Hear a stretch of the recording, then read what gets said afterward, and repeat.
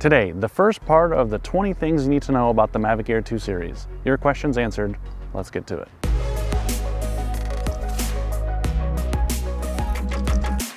Hey guys, Felix here with Quadcopterguide, and on this channel I help you get the most out of your drones and other filmmaking gear. Today we're talking Mavic Air 2 once again. I don't know if you saw, but if you haven't, check out my Mavic Air 2 hands-on review. Got a ton of views, and even better, a ton of great comments and questions from you guys. Now, as some of you might know, I'm in Bavaria, Germany, just outside of Munich actually, and you can tell I need to get a haircut.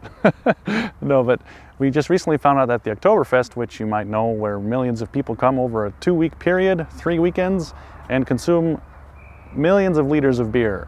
Well, for 2020, that's canceled. It's actually not the first time it's been canceled. Last time was for World War II. 3-4 years after that, it was something smaller called the Herbstfest. And 4 years later, it returned back to the normal Oktoberfest. But us locals, we actually call it the Wiesn. So you learned something new today. All right, so the first thing about the Mavic Air 2, quick shots. I got a lot of questions regarding the quick shots, if they were able to be recorded in 4K, for example. And I just took it out on the current firmware, so all these questions are answered based on the 0130 firmware, which was released a couple days ago from DJI. And as you can see here, I just flew the Mavic Air 2, and when you're in the quick shot modes, you get a different kind of contextual menu in the menus. That's kind of new about the DJI Fly app. Depending on which kind of mode you're in, the menus change. So if you're at home and this thing's on the bench, you can't actually go through all the menus, which is kind of frustrating for me to help you guys answer questions.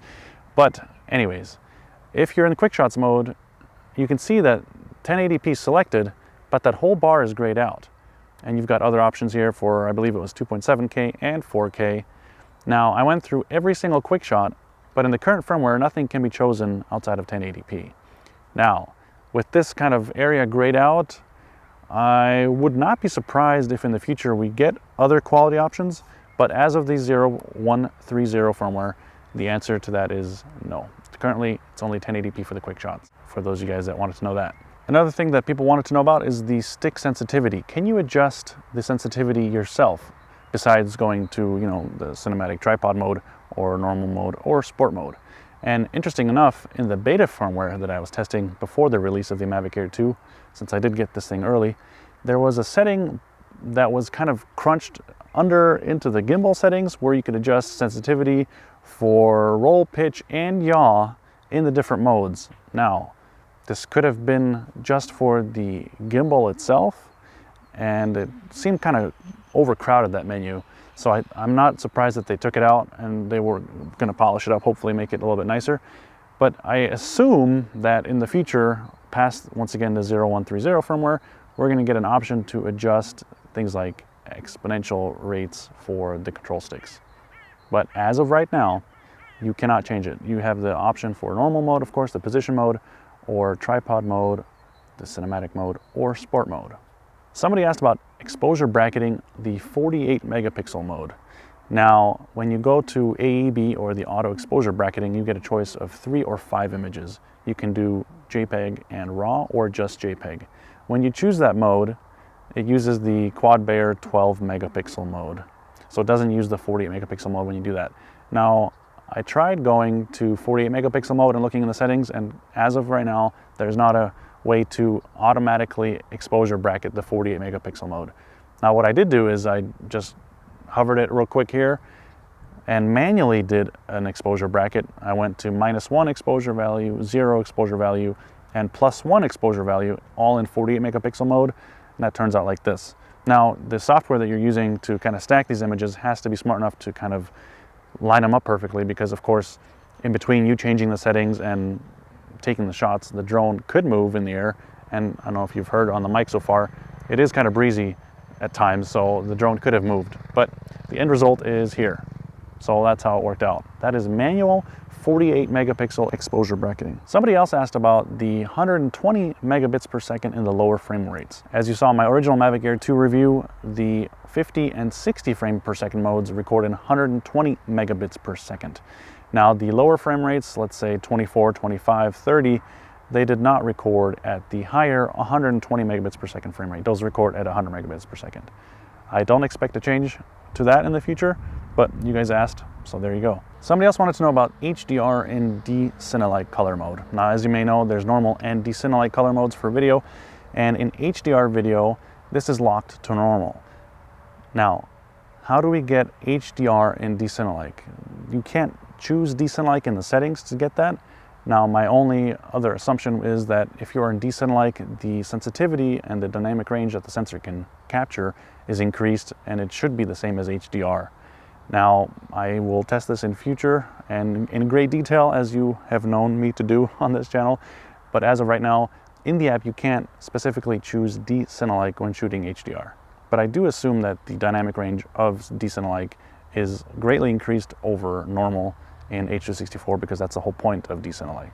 Also, the DJI Smart Controller, which some of you guys have seen, came out, of course, after the Mavic 2 Pro and Mavic 2 Zoom. That will be compatible with the Mavic Air 2 in a few short days or weeks, whenever the update for the Smart Controller ships. So that's good news for those of you guys that are either interested in a Smart Controller or already own one. I also did a pretty cool review of the Smart Controller, so if you're interested in checking that out, be sure to check that out up here, or I'll leave a link in the video description below. Now, I had a couple questions regarding the iPad mini, if it fits into this new C5 remote controller design. Now, as you can see here, the spring can only be pushed this high, and it'll fit, I assume, a phone similar to an iPhone 11 Pro Max Plus Ultra, or any other similar phablet type big phone. But the iPad mini does not fit in there. So with the previous remotes, you could kind of jangle the iPad mini into the bottom there and it would hold it.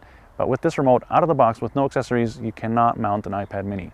Now, if you have an adapter sort of like this one, you can get an iPad mini to fit, no problem.